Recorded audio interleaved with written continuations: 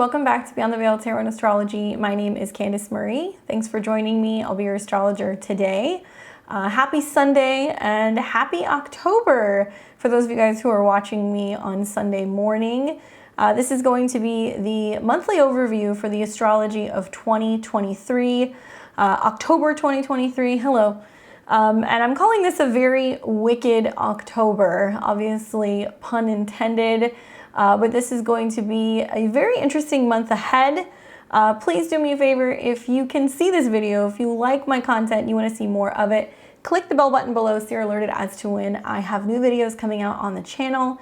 It's greatly appreciated, and feel free to drop me a hello, leave me a comment in the comments below. Let me know where you're tuning in from and what transit you're looking forward to the most this month. So big themes for the month of October. You know, it's clearing season. That's what I'm going to be calling this as well. You guys know I have lots of like titles for my videos, but outside of it being a wicked month ahead, we are clearing stuff out. And for some of us, it might feel like the past is creeping up on us in some way. Dealing with ghosts of the past, right? Ex-relationship ghosts, imbalances, things revolving around people or things that we have let go of that might be making a reappearing act. A lot of this is because we are coming into contact with the South Node this month. We are going to be seeing two eclipses, one of which is strongly featuring the South Node in Libra. If you guys want to know more about those eclipses, make sure you're subscribed. I will be starting to put those videos out in this next week, or you can check out my website where I have a replay. You guys can purchase my fall 2023 webinar on the fall eclipses. It's like 3 hours long. There's lots of information, but also something else that's going to be coming out that's going to give you more info about these eclipses. Today, on Sunday the 1st, I believe, there's going to be a video coming out that I did in collaboration with a fellow astrologer. You guys can find me on Lori's channel, Lunatic Astrology. We did a collaboration where we wrapped on the lunar eclipse in Taurus. So I think that's coming out today. So head over to her channel and I'll put the link in the description below so you guys can watch that. But we'll be having more videos later this month on both the solar eclipse as well as the lunar eclipse. But that's like a nice like little sample. And like I said, we do a deep dive into that Taurus lunar eclipse. Now, eclipses, we have eclipse season every 6 months. They come in pairs. So we see first mid-month on the 14th, a solar eclipse in Libra, the very first solar eclipse in a series of eclipses between Aries and Libra. If you guys think back to April of this year, we had our first solar eclipse. Now we're having our first solar eclipse in Libra. So the first one was in Aries, this one's in Libra. And then we're going to be seeing a hybrid eclipse at the end of the month on the 28th, and that's going to be a lunar eclipse in the sign of Taurus. So with eclipse season, we start feeling that intensity building very early on. So by the time you guys are watching it, you're already kind of feeling that energy. There will be 2 weeks in between those eclipses. So that's giving us kind of like this wormhole where anything goes. We see lots of endings and beginnings during eclipse season. Big life decisions, people relocating, changing jobs, changing relationships, saying goodbye and hello. So especially if you have any personal placements in Libra around 20 to 22 degrees, pay extra close attention. So whether that's a Libra sun, moon, rising, or personal planet, you'll be impacted by the solar eclipse on the 14th. And if you have any Taurus placements, that's between 4 and 6 degrees of Taurus, you will also be experiencing some grand kind of completions and conclusions while we have that lunar eclipse that will be in Taurus. And what's really interesting about these two eclipses is that they actually have a lot more in common than what meets the eye. Although we're wrapping up a series of eclipses that have been going on since fall of 2021 with the lunar eclipse in Taurus, we're seeing a new beginning with that beginning eclipse in Libra, the solar eclipse. And there is a sense of having to look at the past before we move forward. You know, solar eclipses are about setting new intentions, but the South Node is about kind of getting in touch with the past. So we have to really look at the past to be able to better get an idea of where we're going into the future. And a number of planets are going to be coming into contact with the South Node this month. And both of these eclipses are ruled by Venus. Both Taurus and Libra are associated with the goddess. So obviously Venus's aspects at the time of the eclipses are especially important. All month long, we're actually going to see Venus in a completely different sign. We have had months of having Venus in the sign of Leo. So it's been very loud, very proud, very warm. But now she's moving into the mutable earth sign of Virgo, technically moving into the sign of her fall. So when Venus moves and changes in sign, it has a really huge kind of impact on the south node. So we're going to see the south node impacted through this shift. And we're also going to be seeing Venus come into an opposition with Saturn. So this is that grand finale that I told everybody about, where there's been a lot of kind of like back and forth going on all summer long. Now the true test in relationships, the true test in some financial situations is coming to a head as we see Venus, the planet of love, relationships, harmony, and abundance, make an opposition in the sky to Saturn in Pisces. So this might represent separations, isolations of sorts, and Venus being in the fall for both of these eclipses is quite impactful when it comes to our health and also the service industry, because she's moving through the sign that deals with people who help heal us, people who help clean, take care of people. And this is going to be really having us focus on servitude and those who are in need, those who need medical support, who need healing, those who need food, who need shelter. And there's some really interesting aspects that are going to be taking place with both of these eclipses involving Venus. One that's going to be giving us a Venus-Saturn opposition, and the other will be showing a Venus-Neptune opposition and a Venus-Uranus trine.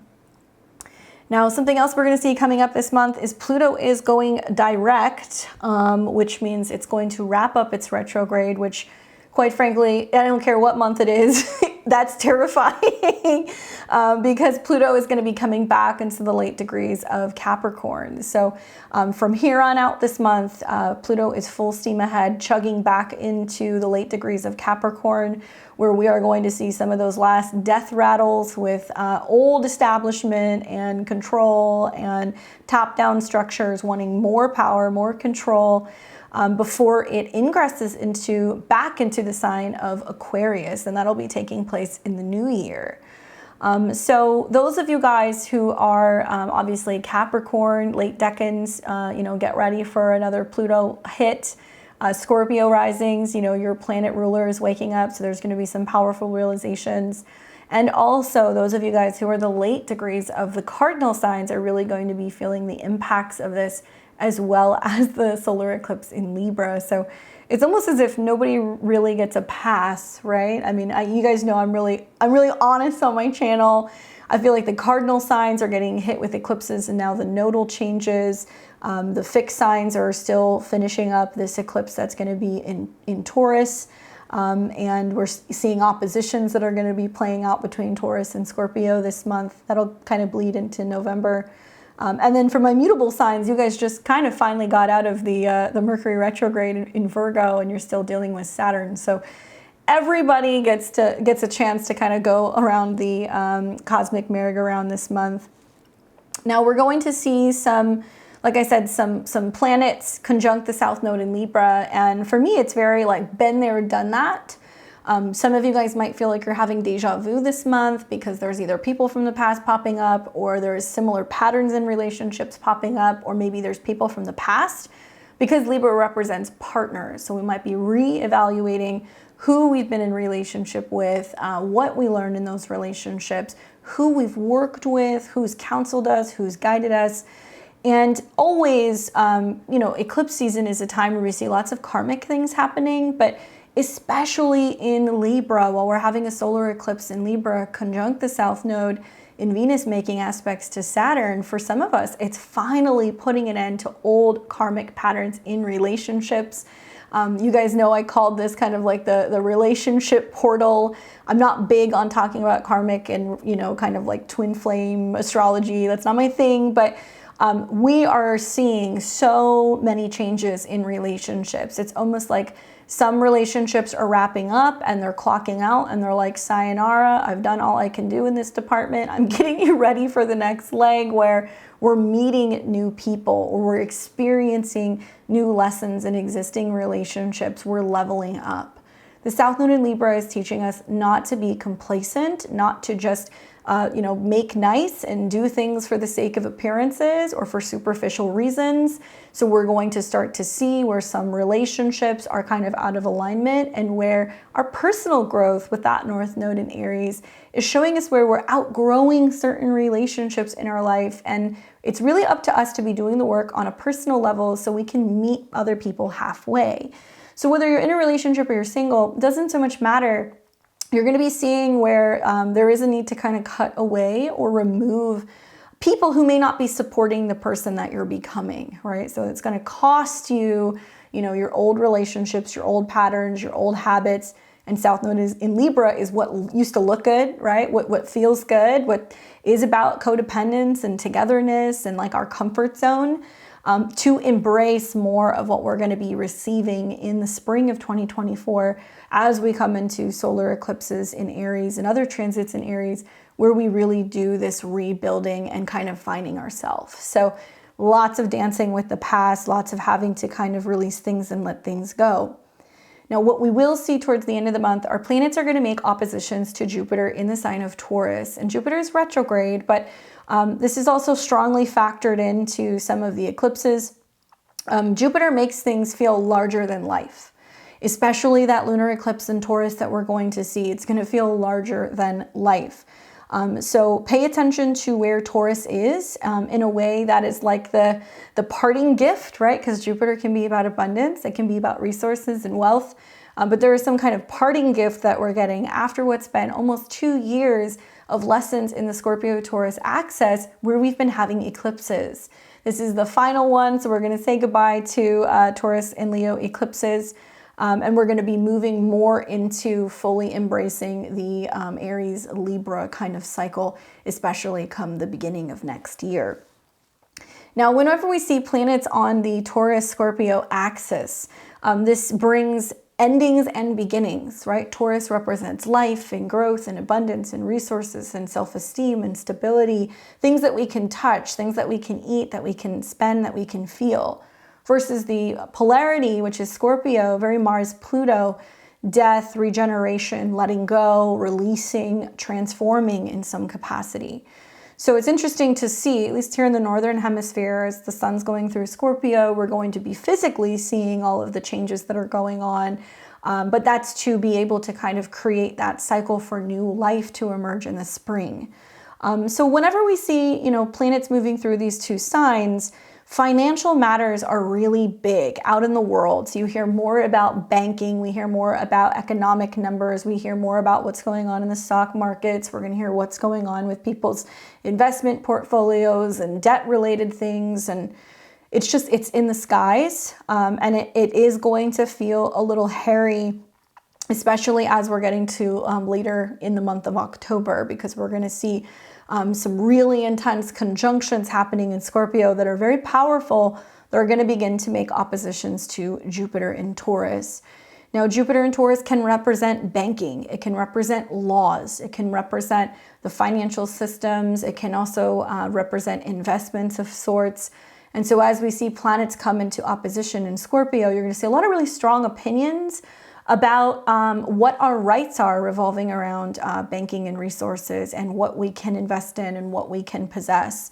No coincidence that just recently, this last week or so, on the heels of the final Venus-Uranus square, we hear Chase Bank is telling customers in the UK that they have until mid-October to make all of their transactions involving cryptocurrencies, but after the date of the eclipse, they will no longer be allowing people to make investments. They'll be denying people making investments, which may trigger something that looks like them getting involved in cryptocurrency, saying, if you want to do that, consider banking somewhere else. We're not going to be allowing transactions to be withdrawn, and we're also not going to let them come back.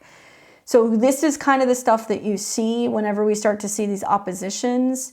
Is it, symbolic maybe of the return with this eclipse to people saying, hey, we need to have cash. There needs to be a need for physical transaction.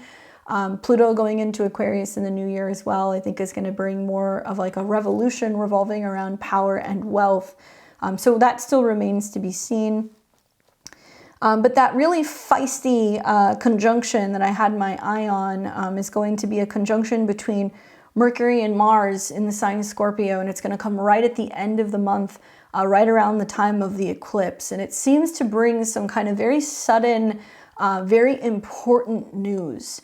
And so you're going to have to see where Scorpio is in your chart to kind of figure out, what house that's going to be activated. But obviously having a debilitated Venus all month long and having Mars move into the sign that it is associated with, Scorpio, is going to give lots of strength to Mars as well as the North Node. Now, when we think about Scorpio in relation to Aries, they inconjunct each other. So they rub each other the wrong way. I feel like I'm the poster child for that. I'm a Scorpio Sun, Aries Moon. I also have Mercury and Mars in conjunction. I get super feisty and kind of fired up about talking about things, and it's really hard for me to kind of keep my mouth shut. So I'm curious to see how this is playing out in the world as we see this like Sun, Mercury, Mars conjunction that's growing in an opposition to Uranus. I'm going to be telling so many people, welcome to my life of the last year and a half, but it's also led to like this huge shift in regards to my ability to connect with other people, with audiences, and like start to kind of wake people up. So I'm hoping we're going to see that ripple effect similarly in the cosmos, where people start kind of getting really passionate and outspoken, and it might kind of create a bit of an awakening, I'm hoping. That's going to be happening somewhere around 11 degrees. So when we get to that point in today's discussion, when we look at the transits, I want to talk to you a little bit about some stuff that might come up around that time. But I would love to hear from those of you guys who may have that particular conjunction. If you have like a Mercury-Mars conjunction, do you guys feel the same way? I would imagine you do. All right. So let's get started first with the beginning of the month. So we're going to start first with the 2nd. So this will be tomorrow. And the first aspect that I have here is Mercury in opposition to Neptune. Okay, so we've got Mercury, the messenger.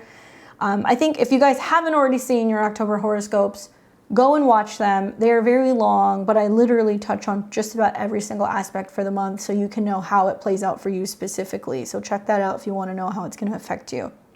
Anyway, Mercury in Virgo, wanting to talk about systems, health, organization, scheduling, planning, is in its home sign. It's strong. We are out of the Mercury retrograde shadow. That's a wrap. We're done. However, when Mercury comes into an opposition with Neptune, which is hazy, it's like illusions, it can be manipulation of screens or images. It can also be just like miscommunication galore. Not the best day to be signing contracts, right? There's going to be details that are going to go missing. There can be false truths. There can be some vague kind of conversations and not really getting a lot of clarity. Not the best day for travel, not the best day for financial transactions either. Even though you're going to see the moon coming into conjunction with Mercury and Uranus, and it's going to pick up a trine, I feel like what information that's relayed out is probably not going to be accurate, and I'd be careful with making any kind of like major financial moves, okay? So Mercury, Neptune, watch for the miscommunications and misunderstanding, and also resharing things, because this is happening at 25 degrees, which is degrees that's like about kind of like acting like Aries. It's like shooting first, thinking about it after. So before you go and hit reshare or repost, or you relay a story or something, check your sources and also consider the sources of where you're getting your news, because there might be something that's like a bit of a mistruth. Now the next day is a little different when we start coming out of the opposition, and then we see Mercury trine Pluto. So this is powerful communications, contracts, ideas, information. I mean, thinking about like, the US, here in America, we're facing this like shutdown, and I'm wondering if this is going to be, an opportunity to negotiate. It might look a little shaky there, the first or the second, but, is there something where they're able to kind of strike a deal, perhaps? Neptune is going to be about things that happen behind the scenes or in the shadow, or things revolving around immigration matters or international matters. It can also be things that are kind of, you know, happening that may potentially be things that we don't have access to. So I'm wondering if there's going to be discussion about, you know, hey, we need to come out with this truth or that truth, because after all, Mercury wants to relay the information, and Pluto is saying, like, okay, you know, we've got the details, we've got the secrets. Is it time to release this? So I'm curious to see what might come from that. So a communication day that's better, where you're going to get down to details and have more clarity and be able to potentially cut to the truth of the matter, is definitely going to be the 3rd. Especially after the moon starts coming out of a square with Saturn, because the moon is in Gemini. And when the moon's in Gemini, we always look to Mercury. So Mercury trine Pluto is like that sweetness that we've been waiting for, that got kind of delayed during the Mercury retrograde. Obviously, then we move to the 4th, and you'll see later in the day, Mercury then enters into Libra. So it always gets a little interesting when Mercury is at 29 degrees. Because there is this sense of there being like a turning point or a crisis point, or you got to get the point across really, you know, quite quickly. Perhaps maybe you guys saw my video that I did about, you know, the finale for the Pluto return for America, because we're wrapping that up. It's at 27 degrees. And I talked about how there was going to be like covert, you know, themes revolving around communication and freedom of speech and like all that stuff, right? So go watch that video if you haven't seen it. But this is the day that FEMA's having their test, right? They're having their test of the, at least here in the States, the International Emergency Broadcast Test. All cell phones, TVs, radios, all of that stuff. The more that I dig into this, the more that I start to question things. And like, I'm not an alarmist, and I'm not trying to be a conspiracy theorist, but I don't personally like the astrology of that day. I'm not a fan of the South Node Mars, which could be kind of like an attack on rights and civil liberty, right? South Node Mars, Libra. I'm not crazy about Mercury at 29 degrees when this happens, because to me it seems like there can be some sense of confusion or things that can affect the mind, Mercury at 29. I want to keep telling myself that if it is some kind of like fear campaign, that I'm just going to opt out of it. I'm not going to participate in it. I don't want to get too much into it because I don't want to freak people out, and I also don't want to, you know, send you guys, you know, into a tailspin. But I would say go and do some research. I'm going to tell you what I'm doing, and I'm going to tell you what you could do. Is if you don't want to participate in this, you probably should consider doing a little bit more than just putting your phone on airplane mode. I would recommend turning your phone off, wrapping it in a piece of foil or crumpled up foil. So you have to crumple it up first, wrap it up in foil, put it somewhere, go for a walk outside, and don't think about it. I believe it's going to be happening sometime in the afternoon hours. I want to say it's going to be like somewhere around 2 p.m. Eastern time, I think. And so there's supposed to be a series of alerts that they're sending. The frequency that it's going to be sending is what concerns me, that it's going to be somewhere around 18 megahertz, which, you know, may potentially be on the same wavelengths as some things that can be harmful to the human body. So if that's something that concerns you, if you're very frequency sensitive, if you just need a kind of a break away from electronics, maybe consider doing that on the 4th. Read up on it. It's all over. You can see stuff on the news, but you're going to get a lot more from independent media about this stuff. And if this does not go through on the 4th, then ironically, a week later on the 11th, they're going to do that.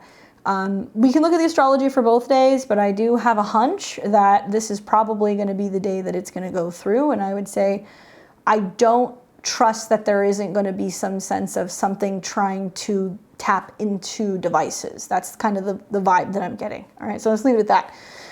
But you'll see Mercury leave that pivotal 29 degrees, and then it's going to drop into Libra. So if you're a Libra sun, moon, or rising, you might notice just a real change in terms of your communication. Obviously, my Gemini and Virgos, this change is significant for you because it's your chart ruler.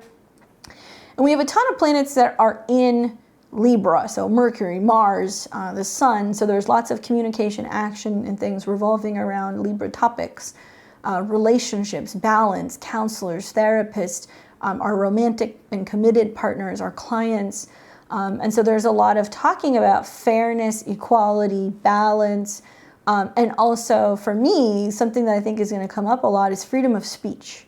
And freedom when it comes to communications, which I'm going to keep bringing up this whole thing on the 4th where I keep wondering, like, why is it we don't have a say in this? Like, why can't we opt out of this?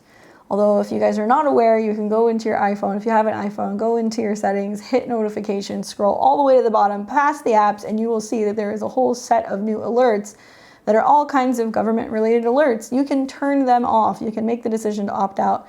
But I would still highly, highly recommend turning your devices off during that time.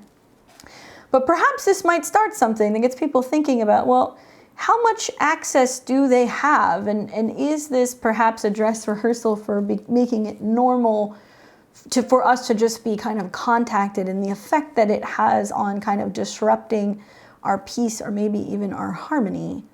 It's kind of bizarre to me that it's going to be a nationwide test why would there be a need to, test something for the entire nation?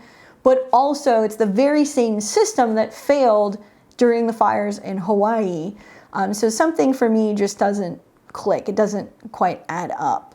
And I'm not a fan of that moon in Gemini, which is about devices, square Neptune, and that Mars South Node. Something's a bit off there. All right, so on the 8th, we're going to see Mars in Libra come into a square with Pluto in Capricorn. This is where you want to pull out your big fat red Sharpie and you want to circle the 8th, because this is definitely a day that you want to be paying attention. Those of you guys who are astrologically sensitive, you might feel this a day or two early.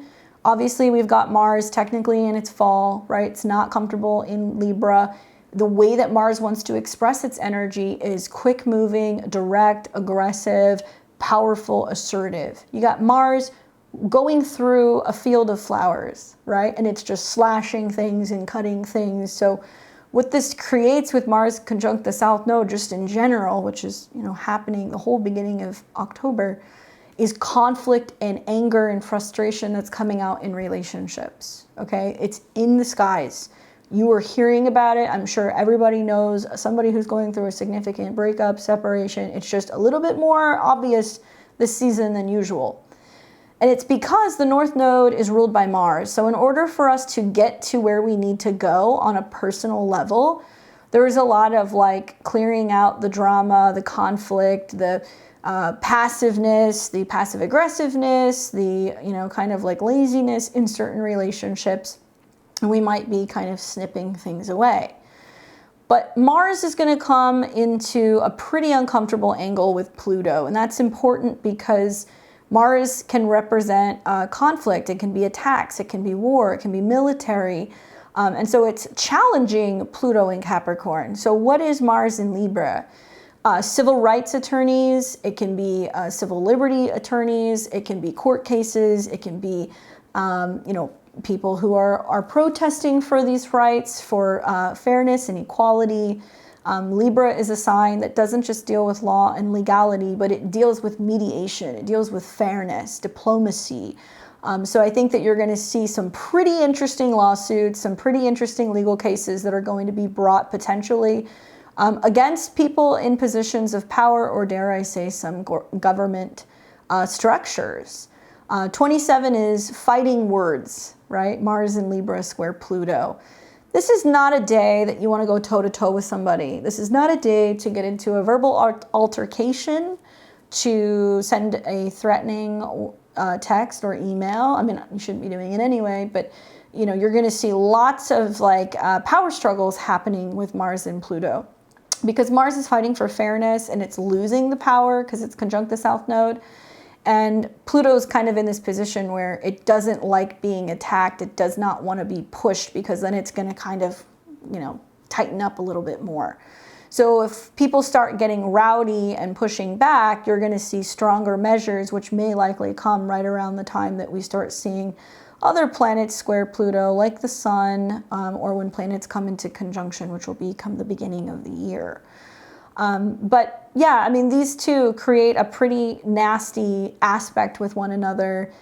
We see the square and the opposition, happen throughout the Mars cycle several times over a 2-year period.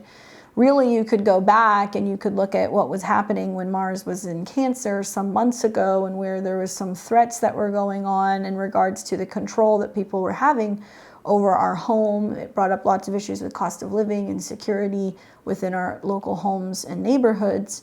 Now it's where we're starting to see challenges where certain people are breaking away from relationships that might feel toxic or abusive, or they might feel that they're disempowering, or it's taking away from their personal rights, freedom, or individuality. Pluto's going to be the focal point of this T-square, so it makes it particularly challenging. The truth is most of you guys are already feeling this, though, as soon as the Mars South Node conjunction began at the beginning of October. Now, this very same day, we are also going to see Venus hit 29 degrees and then come into Virgo. I want you guys to be paying attention to Ukraine, to Hawaii and what happened with the fires, because these two particular points here are very much tied to those two charts. I think it's the same Venus retrograde cycle as Hawaii. I believe there's a planet there. I want to say it's Hawaii's sun. And that also has to do with, I think, Ukraine's sun as well, if I remember correctly. Venus stopped short of this degree. And when planets hit 29, it's a turning point. It feels like a pivotal crisis point. This is conjunct Regulus. So this is also Donald Trump's ascendant. So I think you're going to see Donald Trump, Russia, Hawaii, some like really big themes revolving around the finale. And Regulus deals with the rise and fall of kings. 1 minute you're at the top, the next minute you kind of topple over, and then there is some kind of public fall from grace, especially if you're a leader, right, Leo, that has abused your position of power. So I'm very curious to see what happens with Zelensky and Ukraine. I'm very interested to see what happens with the public opinion of Donald Trump. And I'm very curious to see what is going on with the mayor of Hawaii and the leaders that have been over there in the midst of what has been happening with the fires, because you're going to see probably some people rise up, and you're going to see some people that are going to be completely toppled and taken down. Like I said, some hours later, Venus shifts into Virgo. Okay, so very different energy. And we have planets in late degrees. So it's like 29 Venus, you're coming at the end of, Mars, you're coming to the end of Pluto. It's some stuff. All right, so then what we're going to see is Venus moves into an opposition with Saturn. This will be October 10th. And actually, no, I take that back. Will it be that? I think maybe it'll be the 9th. I think it'll be the 9th. Yeah, it's going to be 9th. I take it back. So we're going to see the opposition right here. Really, really late, early morning on the 10th going, the evening of the 9th going into the 10th. So Venus right here in opposition to Saturn. Okay, Venus rules the South Node where Mars has been. So it's more of that cutting, severing, separating. And the moon's going to come into conjunction. So you really want to pay attention, because this is the finale of the Venus retrograde, because Venus has been back and forth squaring Uranus, and there's been like stress tests. Like, are we together? Are we not? Is the investment growing? Is it falling apart? Are we going to make it? Are we not? And there's been this pressure. We've seen it with the banks, right? We've seen it with interest rates. We've seen it with the stock market. We've seen it with a ton of like celebrity relationships, Leo. And then here is the grand finale where Venus and the moon come together, which is generally a pretty sweet aspect. But because Venus is in its fall and it's going to oppose Saturn, this is showing us that turning point where there is like major endings that are going on. All right, so then we're going to see on the 10th,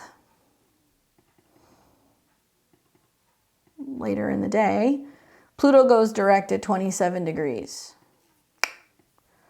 So if you're a Scorpio rising, or if you're like a Capricorn within like the last 10 degrees, maybe, you're going to be feeling this the most. And when Pluto wakes up, it's like all the stuff that's been going on behind the scenes that we didn't see, that was about orchestrated power grabs and, you know, corruption. Literally, Pluto is about crime. It's mob bosses and spies and things that go on in the shadows, and it's in the sign of government. So this is about stuff becoming exposed. Right? So, you know, Mars in Libra is trying to kind of bring some of this stuff out, or it's like pushing to show where some of this stuff is going on. If you guys aren't aware, you should be, and be very well informed, or educating yourself or sharing information with other people about the treaty that's going on, the World Health Treaty that they're discussing, which potentially has a ton of you know, backdoor kind of, you know, amendments that could potentially supersede most of the countries who are involved, their constitutional rights, turning over lots of, you know, basically power to the World Health Association, allowing them to supersede certain constitutional laws that pertain to, you know, freedom of health information, you know, getting around in health, I mean, all kinds of stuff. It's like wild. And a lot of people are like, oh, it's not a big deal. But the more that I've been learning about it, it is a big deal, because not only is it a thing that it was supposed to be kind of passed, I guess, or decided upon in May. Apparently a number of countries were issued the treaty, and they made amendments, and a number of them were like, yeah, no, we're going to send it back. And then they made the amendments and then kind of pitched it back to the various countries. And it's terrifying, some of the stuff that is in there. So if you're not aware of the World Health Treaty, please go and learn about that. There's lots of information online about it. You're not going to find it in a Google search. It is something that you're going to have to go and find through independent media. But essentially, I think that this is a pretty big power grab, actually, allowing through some legal technicalities them to have the ability to dictate and determine when or if we have some kind of, you know, global emergency, and what that means in terms of their involvement in making decisions when it comes to our health. I think it's really important that we talk about it. There is clauses in there where they have moved up the decision. Apparently the Biden administration requested that instead of giving it the full 18 months, they wanted to speed it up by 6 months, and they wanted to try to bring it in prior to the end of 2024. So I can only speculate that that has something to do with trying to pass some of this before elections. But apparently there was 10 countries that sent in notice saying that they didn't agree with what was going on. They moved forward and they agreed upon it anyway, with the understanding that they were going to come back around and discuss this, and they were going to talk about readdressing the agreement at the beginning of December of 2023. So we're essentially 2 months shy of them having these meetings to make these decisions.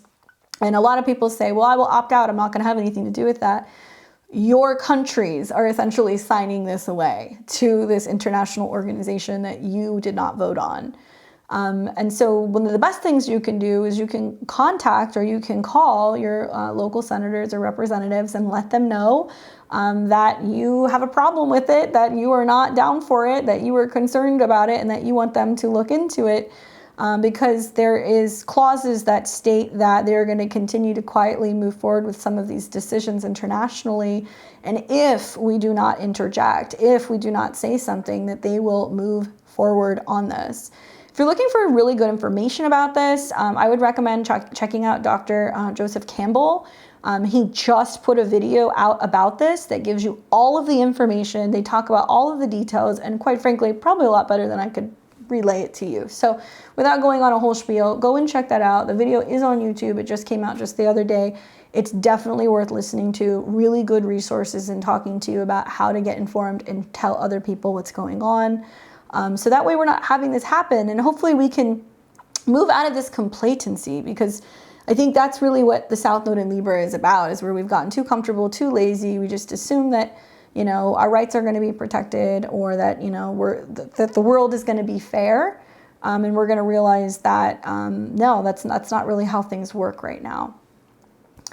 All right, so then we're going to see after Pluto going direct and we start to see the reality of things setting in, which you're going to see as planet square Pluto, it's going to chug towards moving into the sign of Aquarius. So it'll come back to that pivotal 29 degrees in the new year. So we're going to still see lots of breakdown and change and transformation come the beginning of 2024. On the 11th, we're going to see Mars enter into Scorpio. So those of you guys who are Aries or Scorpio risings, get ready because your chart ruler is changing signs. Mars loves to be in Scorpio, where it can be stealthy and quick and secretive and passionate, and it has the capabilities of being very like art of war, right? It's not just going off like Aries. It's got some sense of intuitive knowing. So if you happen to have an Aries or Scorpio rising, pay attention to these transits because they're very powerful. Equally, you know, Mars rules the North Node. So we're going to start to see Mars immediately come into a trine with Saturn, which I think is a really nice aspect. We see the action and the passion and the direction and the willingness to be assertive and to go deep, to be able to formulate goals and timelines and stick to them. So I actually really like this trine, which you're still going to sort of have even after the eclipse, but great for setting intentions, for setting timelines, great for kind of getting really passionate about something. And water trines are generally more about emotions, intuition. It can be about healing. It can be about psychic abilities and really kind of beefing up your maybe psychic defenses, especially as we're getting ready to kind of come into what will be this eclipse in Libra. Now, Mars will be here for about a month and a half throughout this transit. We're not just going to see trines to planets in Pisces, but we're going to see a whole slew of oppositions to Taurus and some sextiles to Pluto. So this is where I say things get a little hairy, they get a little spooky. There definitely is a sense of some wickedness about Scorpio transits, Mars in Scorpio. Those of you guys who have that placement, you know it's not for the faint of heart. It definitely wants to get to the heart of the matter, and it wants to do it quickly. So after we see that Mars trine Saturn, which is actually going to be perfecting exactly closer to the 13th, but you're feeling it right around the time that it moves in there. So right around here, it's going to be exact. And at 0 degrees, nonetheless. So that's some pretty potent energy. This is where there might be like investigations, especially to institutions. There might be some kind of uncovering something about, money, banking, finances, politicians. That could definitely happen with that trine. And then on the 14th, we come into the solar eclipse, right? So the solar eclipse is going to be at 21 degrees of Libra. So if you have anything 20, 21, 22 of Libra, buckle up. That's where you're going to be having this eclipse. And solar eclipses are about sudden changes of direction. It has to do with action. It has to do with things physically kind of taking place. This is, like I said, an eclipse that is ruled by Venus, and Venus is just coming out of an opposition with Saturn. So obviously not the easiest place to have Venus 12th house to the sun. It does seem to be forecasting issues with healthcare, health practitioners, particularly fives deal with younger people, heart-related matters. But I think that the Venus in opposition to Saturn is going to represent people not having food, people not having enough nourishment, people not being able to, take care of themselves or have the facilities to, eat, bathe, get clean, that kind of stuff, because Virgo can very much be about that.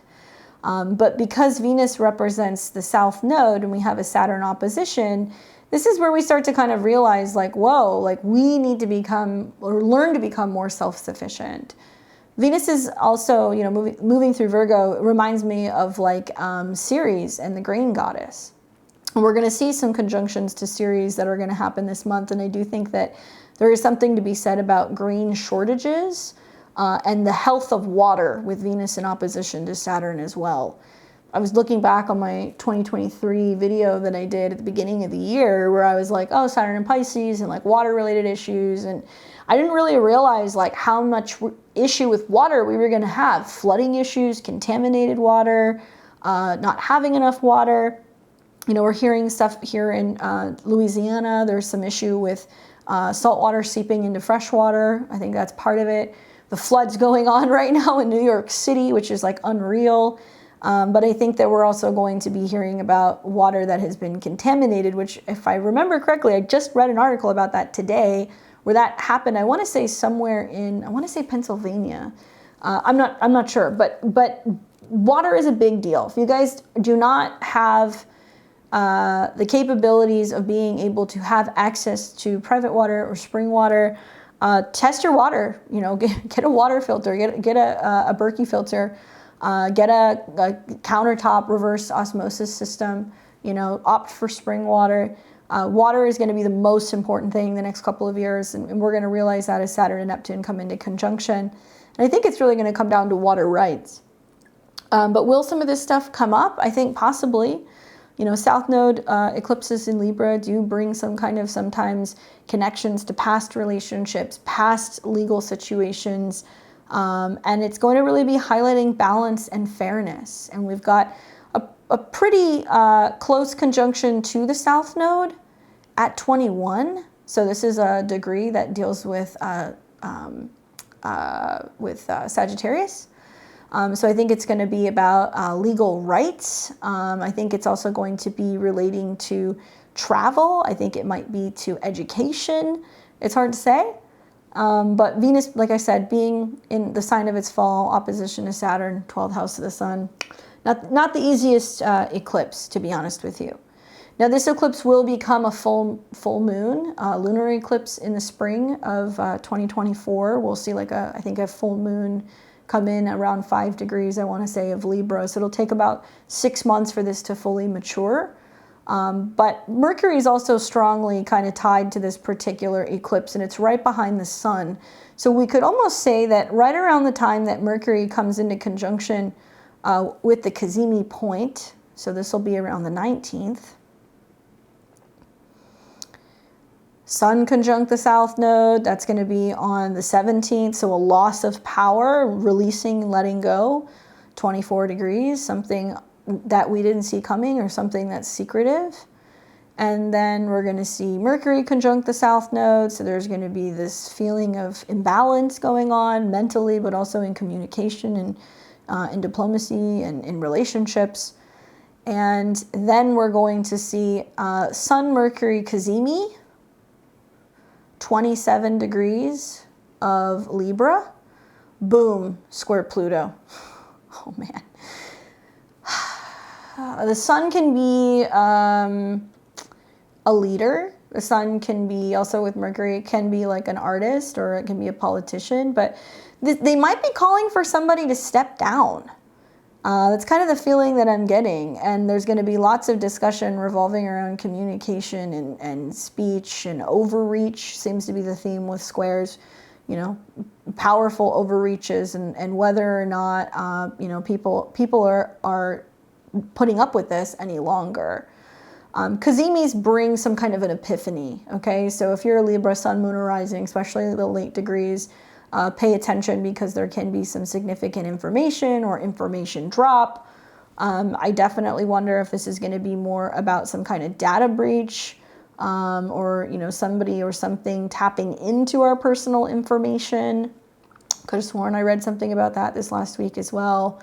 But I guess we'll have to see. I could have sworn it was some kind of data breach that was something that had to do with like our public information that was somehow connected to some kind of government portal that I don't remember which one it was, but yeah, I wonder if we're going to hear more about that with that particular square. And also, you know, the moon's going to be involved there too. So when the moon comes into conjunction with Pluto the next day and it squares Mercury at 29. And if you guys don't remember, in April, right, we had that 29-degree Aries solar eclipse. So when Mars hits 29 degrees, when Mercury hits 29 degrees, when the sun hits 29 degrees, pivotal turning points in relationships, balance, fairness, right? And keep in mind that so much of the Sun-Mercury conjunction is about the changes or the feedback that we're getting from relationships and partners as a result of some of the intentions that we've set to be like more independent and to be more self-sufficient. All right, so then we're going to see on the, obviously the 20th and the 21st, we're seeing both Mercury and Pluto square. This is where there's probably going to be some jaw-dropping stuff coming about, I would imagine, in regards to, political news. So we'll watch for that. All right, so then on the same day, actually, we're going to have Venus in Virgo trine Jupiter. Okay, so we have Venus coming into a trine with Jupiter. It looks like it's going to pick up that trine around 12 degrees. So it might be, believe it or not, with Venus in its fall and Jupiter retrograde, and it's at a 12. I think we're going to be hearing more about some shocking surprises in regards to money, resources, funding. But nevertheless, like a Venus-Jupiter trine generally is pretty positive. It can bring, sudden twists and turns and unexpected or sudden luck when it comes to finances or resources, but it can also be about something going missing, right? 12s deal with something going missing. So I'm wondering in the midst of this Moon, Pluto square, Sun, Mercury, which is like, we're going to be seeing this Venus, Jupiter trine. And I think it's going to be a lot of people realizing like, okay, like we really don't have the resources that we thought we had. We really don't have the physical, financial support that we thought we had. Like, if you guys saw my webinar that I did about these eclipses, I was like, now's a really good time to like find an herbalist, pick up a book on herbalism, start educating yourself on how to work with food, work with herbs, natural remedies, stop relying on pharmaceuticals. Don't feel like you have to be taking Dayquil every time you get sick. Don't just take something for the symptoms. Do something preventatively to prevent this from happening, and start really looking at what you're ingesting and putting in your food, what you're putting in your mouth or what's in your food. These trines can talk about the awareness that comes from getting back down to nature, getting back down to basics, because Virgo is definitely about making something clean and pure. So I'm also watching what's going on out in the world in this next month about maybe laws that are, being passed or proposed revolving around beef, cattle, especially because we're going to see a Taurus eclipse and, Jupiter is in the sign of Taurus.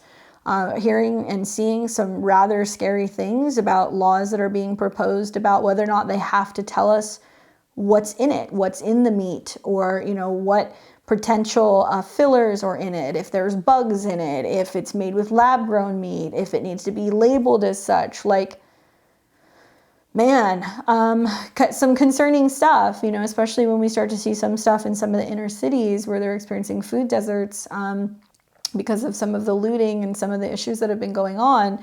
And now they're proposing putting out what's going to be, state-run and operated grocery stores. So, when we start to lose the ability to have freedom of choice, right, when it comes to our food and our resources, that's when people start looking around and going like, well, that's the only option. So am I just going to buy it, or am I going to seek something else? Herbalists, right, natural healers, farmers, farmers markets, butchers, ranchers. Even if you're somebody who's like, I'm a vegetarian, awesome, great, go buy your stuff at the farmer's market, right? Because what you're going to start seeing is that the new battle is going to be about labels. Something that really changed my life was not only learning how to properly read labels, but also learning more about the barcodes on fruits and vegetables. Like if you want to go down a total wormhole, Go and learn about what the different numbers mean, and you may buy something that says that it's organic, but you look at the actual barcode and then you're like, wait a second, now I know exactly how this was grown. Can kind of send you for a bit of a tailspin, and it'll definitely change the way that you look at buying your produce or having produce delivered to your house. It definitely incentivized me to be the person who's going to go and pick my own food. So I know where it's coming from, and I also know, what practices that company is using when it comes to spraying the food or preserving it as well. So that might be something that you guys might want to watch, because I think there's definitely going to be more about laws revolving around food popping up. Okay, so then we're going to see during this particular trine, oh no, I take that back. We're going to see on the 22nd, Mercury in Scorpio is going to trine, there we go, Saturn. So this is a great day for communication, great day for signing contracts, for, sticking to something, for committing to something, and seeing your plans all the way through. And then on the 23rd, we're going to see the sun that's going to enter into Scorpio. So Scorpio season begins. We have a stellium of planets in Scorpio, Mercury, Mars, and the sun. Woof. So that is going to be some very intense energy this particular Scorpio season, because we've got Mars in the mix this time around. And then we're going to see Mercury will have entered into Scorpio. And on the 24th, we have got the sun in Scorpio trine Saturn. So here's what's cool. When the sun, Mercury, and Mars all come into Scorpio, first of all, you've got Mars that's in its ruling sign, but you've got Mercury and the sun going into a water sign. So the veil thins, we become more sensitive, we're more focused on truth, right? The difference, what Libra and Scorpio teach me, is that Scorpio is willing to trade peace for truth. So you're going to find that there's going to be a lot less peace in situations, or a lot less diplomacy, because people are going to want facts and figures and honesty and truth, even if the truth hurts. These planets will all trine Saturn. So Scorpio can be about intense research. It can be uncovering information. It can be about breakthroughs and exposés, and somehow secret information kind of comes to the surface. And the trines to Saturn can be about our intuition paying off, the willingness to kind of do the deep dive paying off, the asking the difficult questions paying off, and kind of proving that, it made sense to kind of trust our gut, or to, sit with things and think about it before we kind of come to our own conclusions. So work with the trines to Saturn. I think it can be really positive, and when in doubt, sit and meditate on it, and you'll have some kind of answer. And then finally on the 28th, this will be the lunar eclipse in Taurus. This is quite a busy day, and with eclipses, obviously you're feeling it as of now, but the 2 weeks in between the eclipses, anything goes. You don't need to have a particular transit to activate something. You're in between those two eclipses, and you're going to see the energy roll. But this is a lunar eclipse, which means it's a full moon, emotional completions, feelings are really big. The moon is exalted in Taurus, so it's comfortable there. It's conjunct Jupiter, which means big emotions, big feelings. The topics are banks, resources, values, possessions, money, food, and this is going to be at 5 degrees. So 4, 5, 6 degrees of Taurus, you're feeling it the most. The fixed signs in those degrees, you're feeling it as well. I do feel like this is a very loud eclipse. We're going to finally see some big final, fireworks in regards to maybe like inflation or interest rates, or something revolving around physical possessions. The ruler is Venus, and Venus is going to be at 18 degrees, which does deal with health and illness and sickness in the service industry and job numbers. And it will be coming into a trine with Uranus. So it means that people are going to be probably experiencing a lot of financial fluctuation, where the second house is what we own, what we possess. The 8th house is what we owe, Scorpio. Banks, interests. I mean, the end of October, guys, between all the stuff that's going on with, you know, the potential shutdown and talking about the budget, with October rolling into, you know, people having to pay back their student loans here in the United States, the $1 trillion that we are on, you know, with credit card debt. I mean, it's like the roosters are coming home to roost with some of these financial situations. And I don't know. I look at this and I go, well, it's going to go one of two ways. It's going to be like a harsh reality check for some people if they've been overspending, or if they have been, you know, feeling taken advantage of with interest rates, or taken advantage of with rising food prices, gas prices, all of that stuff, where it's going to get to a point where, you know, people are going to start, you know, really getting desperate. The Sun, Mercury, Mars in opposition, you know, to this, especially the Mercury-Mars conjunction, makes for fighting words, right? So Mars in opposition to Jupiter can talk about big things that blow up, that can be, you know, situations that blow up, or, you know, do or die type of scenarios. Mercury is about communication in the messenger. So as these two align, it's very direct with its message. It's not going to mince words, and it's very harsh. And then Jupiter on the opposing side of that is going to expand it. And this can be about laws. So I think you're going to start hearing more about stuff revolving around like looting or taxes, money owed, or you know, stuff revolving around like debt or loans. That's going to be a huge theme. Now, with this particular opposition, just shortly after that, we are going to see Mercury and Mars come into conjunction. So this is an eclipse that you're going to see that's going to linger for a little bit.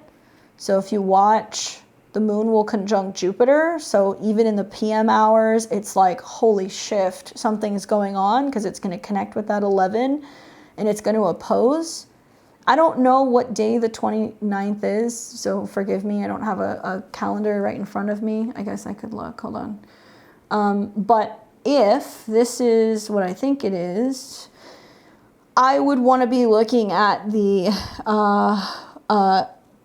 either after hours on the 29th. I'd be looking at the crypto markets. I would want to be looking at like what the futures look like on the 29th for Monday. Okay? Coming into the 30th, because something is either going on in the world, or something is going to be going on that's going to potentially impact the markets on Monday, which looks like it's going to be the 30th. So then on the 29th, when this is still kicking, then the moon opposes Mars and Mercury. So there's some kind of back and forth, you know, conflicting comments, arguments, misunderstandings. And then the moon is going to come into conjunction with Uranus, and that's going to be in the PM hours on the 29th. So something's going on in the world that weekend, and I would definitely be watching the you know, I guess the projections for the market on the 30th. And you're going to see Mercury and Mars come into conjunction. And it's interesting because they're going to first conjunct at 11 right here on the 29th. And then they're going to conjunct at 12. And then Mercury is going to move forward. Yeah, and then they're going to separate. Now, I wanted to read to you guys a little bit about that conjunction, right? Mercury and Mars. I have that conjunction in my natal chart, and that's why I'm so spicy. I want to read to you guys from the archetypal universe a little bit about some themes that we might see with conjunctions between Mercury and Mars. A sharp and passionate mind, mental energy and determination, a talent for clear and decisive communication, a pointed humor, a tendency toward sharp opinions, argument, rash, hated words, pointed sarcasm or insults, hectic mental stress. Qualities of verbal directness, clear and decisive, urges to get to the point, to speak one's truth, forceful, enthusiastic speech, animated gestures while talking, propositions and calls to action, a sharp, passionate mind, mental energy and determination, a single-minded pursuit of one's objective, a gift for analysis, argument, debate, quick responses, pointed humor, sharp wisecracks and sarcasm. You'll see things like protest songs, fierce pointed lyrics, high volume, aggressive humor, wisecracks, insults, comedy, sports, concise, memorable expressions, one-liners, actors who resonate with outspoken, straight-shooting, opinionated, headstrong, smart-ass, sarcastic, mocking characters, a loud voice, fast speech. Mercury's combination combined with Mars' forceful, effective energies manifest as dreams about passionate writing or speech. Mars' brash and blunt side can take the form of insults and accusations, cursing, yelling, heated arguments, noisy people, or machines. Mercury-Mars transits support effective release through verbal channels such as crying, yelling, grimacing, or cursing. The volume of expression tends to be amplified. Journeyers also project and imagine they can hear loud, annoying sounds, comments around them, making headphones and music always highly recommended. Will these voices be amplified, is the question with the opposition to Jupiter. Likely so. Lots of people who have opinions, especially about how they could or how they should handle financial situations, perhaps yelling and demanding that they be given their money, their resources, their refunds, right? I want to talk about the conjunction that this has. It's going to be conjunct a specific star, which is, it's called, I want to just double check this. I want to say it's alpaca. I have not showed this book to you guys yet on this channel, but I'll show it to you in just a second because I know you guys are going to be like, what's that? So it's conjunct 12 degrees of Scorpio. So, yeah, there's two. So there's one that's called the Southern Cross. So it's called Acrux, and the other one is alpaca. And that's around 12 degrees. So when I looked at a crux, religious beneficence, ceremonial justice, magic, and mystery, which is very Scorpio. Mercury, Mars, ooh, that's some occulty stuff, especially right around the eclipse. And then we've got alphaca, I think that's how you pronounce it. Honor, dignity, poetic, artistic ability. Now, when it meets with Mercury, it's the mind more than the body, benefits from friends, extravagant but saving in all small things, loss of enemies. When it meets with the mind, with Mars, it's about an active mind, writers, speakers, and sometimes unfavorable for gains, okay? Remember, Mars in Scorpio is really strong, but because it's conjunct Mercury, and technically Mercury is still combust with the sun, it's like people are going to be kind of like, oh my God, this is ending. What do I do? You know, especially from financial stuff. So people are not going to be dealing with like grief, seriousness there, loss, or letting things go very well. So this is a book I pull out every now and then. Fixed Stars in the Chart, Constellations, Lunar Mansions, and Mythology. Oscar Hoffman. This is a really great book. I'll put this on my book list. Those of you guys who don't know, I have an Amazon book list below. You can always check that out. But really, what interests me the most are these Sabian symbols. And I could not help but chuckle looking at these two symbols. So I'm gonna read them to you. Okay. So I'm going to read for you guys Scorpio 12 because we round up. So this is going to be 11 and change. And this is page 255. An embassy ball. The keyword is display. The theme is formal maneuvers. The symbol speaks to a social ritual at its highest, the opportunity it brings for each individual to recognize himself, whether or not his perceptions and hopes and expectations the first moved him to pledge or affiliate himself with a particular organization or cause has been realized or met. The image of an embassy ball associated with politics and government. The dance alludes to the intricate steps and fancy footwork that must be learned in any effective social maneuvering. Implicit in this symbol is the dramatization of values. Here, the political process of group exposes either a means to encourage and develop personal excellence among its members, or a tool to exploit the skills and resources of the weak and disenfranchised. The emphasis on the symbol is a revelation through theatrical exaggeration and the chance to see things for what they really are. At its highest, the symbol represents a natural poise and grace that facilitates group integrity and stability. Watch for arrogance, class consciousness, and tactics to achieve a desired ends. The accent is on lavish show and formality. Activities center on events that require you to look and perform your best. Your greatest advantage lies in following the lead of those in the know. Let others speak and act first and then make your move. Guard against committing faux pas by failing to adequately inform yourself beforehand on the proper protocol or custom for some social ritual or occasion.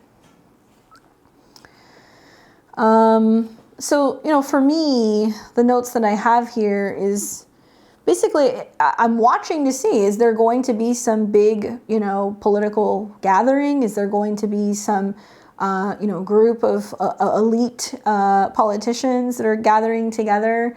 I saw this recently. I mean, this degree hasn't been triggered yet, but I was watching everybody meeting in the UK. You had this big formal dinner that was going on with a who's who. Everybody was there, from the Rolling Stones to all of these royals and celebrities, sitting around having all these fancy dinners and eating all this fancy food in the midst of what's going on, where we are seeing in parts of London some pretty harsh things going on in regards to trying to implement certain taxes on cars because they're too old, and some areas where they're implementing 15-minute kind of cities almost, and trying to tell them that eventually they're going to be banning private vehicles and food, but you've got a bunch of people sitting around eating foie gras and wearing diamonds. I think that this is really, for me, bringing up or showing where there may be groups of people who are meeting and what looks like they're going through some kind of formal thing, when in reality, there's secret meetings and organizations that are happening. People that you're going to see, especially as Pluto is getting closer to the late degrees of Capricorn, lots of secret kind of state meetings. I don't know. I'm curious to see what happens with this, because it's very clear that we're going to see a lot of polarity between, what's going on in the real world for those of us who are just normal everyday people, Taurus and Venus and Virgo, and then the people behind the scenes who have wealth and power and control and that lavishness that kind of gets shown through. Scorpio 13, okay, because this will eventually meet at 12, is an inventor experimenting. The keyword is cleverness. The willingness to try again, try again. The symbol speaks to sheer pleasure, exhilaration found in an intellectual and creative achievement. The image of an inventor experimenting dramatizes imagination and the knotty process of trial and error testing. The emphasis is on personal resourcefulness, determination to succeed, and the will to keep trying even in the face of failure. The suggestion here is that there's a special niche in place for everyone. The challenge is finding it. At its highest point, it represents originality, inspiration, and success within the least expected. Watch for time wasting and disorganization, or being eccentric, and the preference for garish and bizarre. The accent is on creativity and resourcefulness. You may find yourself making do with what you have, or cleverly substituting for something you don't have. Your greatest advantage lies in trying different approaches until you find what works. Use your imagination and wit to develop your own techniques. Guard against ruining a good thing by making one too many changes. Avoid trying to be different for the sake of attracting attention. You could get your wish and be sorry. Trial and error, creativity, inventiveness. I think a lot of Scorpio, and that being locks and secrets and codes and passcodes. I think of Mercury as being information and letters. And it can also be puzzles. And I would be one to think that if there is some crazy stuff that happens, either financially or maybe, people are having to update passwords for, websites or passwords for financial things, be very careful. Because some people, I think, might be prompted to do that because, Mars has this impatience. And as Mercury and Mars come together, there might be this whole oh, get in there, you got to change your password type of thing. And then If you're somebody who doesn't have access to, like, let's say crypto keys, or you don't remember certain financial passwords, or it's hard to get into things, you want to make sure that you have access to some of your finances, because there can be some things that can come up where either you're prompted to change it, and I would say really make sure that that is a source you can trust if you're getting an email to make a change, or if you're getting emails or alerts that somebody's trying to get into an account. And then on the flip side, make sure that you have access and you know how to get into what you need to get into. And I would say be very weary of giving away any personal information, because to me, this seems like a little stealthy. Anyway, 12 degrees, I guess technically it starts at 11. So, 11 degrees, if we break this down, does deal with separations, something that's like electric, stuff that's like modern, sudden systems. Is there new security systems going into place? Is there new authenticators, for financial platforms? Maybe. Taurus is the face. So I'm wondering, are we going to start seeing new forms of payment or other ways for us to be able to kind of sign into things? And Scorpio deals with privacy, information, intimacy, our resources, death, regeneration, stuff that might be very personal. And Mercury and Mars is assertive, demanding, powerful, persuasion, emotional depth, energetic conversations, drive for information.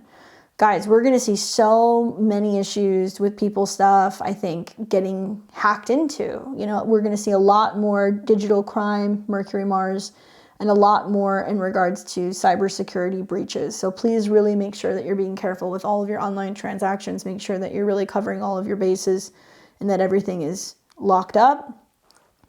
That 11 and 12 degrees, especially for Mercury and Mars charts. So, Virgo, Gemini, Scorpio, and Aries, there can be some really intense, sudden conversations or insights or some heated debates that can come up with that particular conjunction. All right, so then this is going to take us pretty much to the end of our month. And this is where we're going to get to the 31st. So this will be Halloween. And on the 31st, we have Venus in Virgo trine Uranus in Taurus. Okay, so Venus here, trine Uranus in Taurus. Looks like that's going to happen at a 21. That could make for some really interesting wardrobe malfunctions for Halloween. So you guys might want to have more than your pasty tape and your safety pins, because some things could definitely kind of like pop out. I like a Venus-Uranus trine though. It's kind of fun, social, unexpected, unconventional. So that can be a fun way to spend Halloween. I also am really liking, Mercury, Mars, and the Sun in Scorpio. I think that that's also making for what can be like a really kind of scary holiday. Lots of slasher movies with Mercury and Mars being there. We are going to see, though, that the moon will be in Gemini that night, and it's going to start coming into a square with Neptune as well as Venus. And Venus is in a sign that deals with health. Neptune is in a sign that deals with liquids, and Mercury is connected to vehicles and Gemini. So, guys, Halloween night, I don't even know why I have to say this, because nobody should ever be doing this, but especially Halloween night, major issues with visibility, major issues with weather. There could be some unsafe driving conditions if you're in parts of the world that's having some extreme weather already. In particular, also issues with drinking and driving, because we're going to see moon square Neptune and moon square Venus. And Venus can be about habits and bad habits and patterns. So please be careful out there. We do have a Mercury-Mars conjunction that's setting up as well. So that can also be some kind of impact or things revolving around speed, and not really having our wits about us, because it's starting to build into some oppositions with Uranus. You're going to see that more actually happening in November. This month is a busy month, guys. Like, if you guys watch the horoscopes, I literally went through the same aspects because I could not shorten this. So that's more the general kind of takeaway. Obviously, I'll be coming back doing videos throughout this month. You can catch me here every Tuesday and Thursday doing my weekly videos. We're going to break down some of these aspects and also talk about them, and I'll do some astro musings.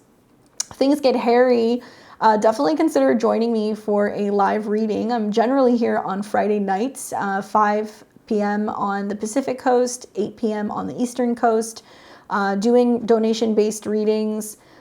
Most likely, though, for the first eclipse, I'm going to be doing that a little bit early. I generally don't do readings on full moons or eclipses, and both of these eclipses are opposing personal planets for me, so I will definitely not be doing that this month.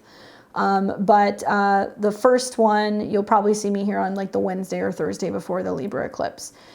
Just join my channel. You guys can join my memberships if you want to support my work. You can also just make sure you're subscribed. You can always check out the community tab. That's where I'm going to have all of the posts for when I'm getting ready to do lives and some other things. Still, if you guys want to, like I said, pick up that webinar, you can. If you want to see about the eclipses in advance, definitely go and watch my chat with Lori, because it was a pretty interesting discussion that we had about the lunar eclipse in Taurus. But I'm already working on the solar eclipse video. I'm going to have that out for you guys on Tuesday. So if you're wondering how the eclipse is going to affect you or why the energies feel so intense, well, now you know why. Planets conjunct the South Node. We're dealing with the ghosts of the past. Don't forget to like, comment, share, and subscribe. Thank you guys so much for your support and hanging out with me this Sunday morning. I hope you guys enjoy the rest of your weekend, and I hope it's a really great month ahead for everyone. Don't forget to come back. You guys can leave comments and let me know how it goes throughout the month. And I look forward to unpacking the rest of this with all of you in this next month ahead. Enjoy the rest of your weekend. You guys take care, and I'll see you back here very soon.